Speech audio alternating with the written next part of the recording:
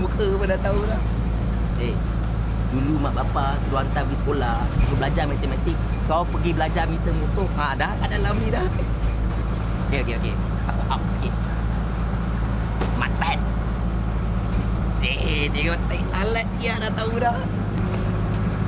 Tengok tangan. Teki lama, brother. Alamak, kau ingat botox saya cucuk muka kan? Lama, brother, cucuk muka. My name is apa? Your name? Aku rasa kau ni dah salah masuk truk tau. Ini truk pergi sekolah budak jahat, bukan sekolah bisu. Alas layan orang.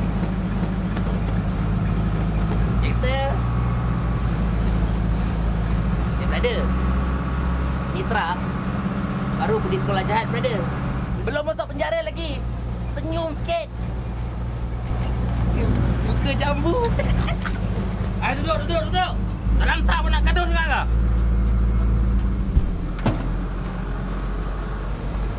Nama aku Black.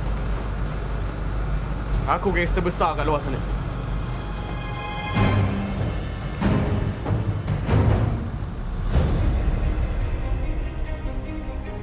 Apa cerita kau ni? Aku pukul cikgu aku. Sok.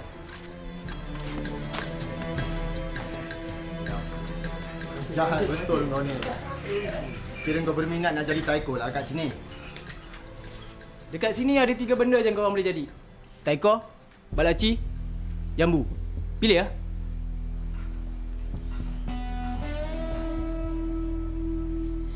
Aku nak jadi taiko.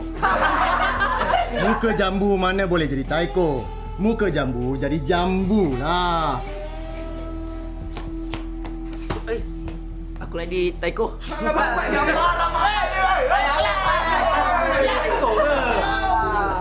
Abek, boleh? Muka kau boleh jadi mangkuk tandas je.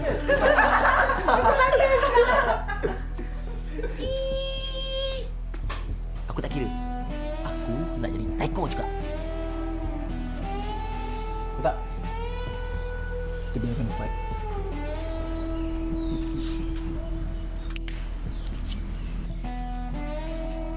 Okey. Biar dia ni jadi balaci. Korang 2 orang lawan. Siapa menang, dia jadi taiko lah.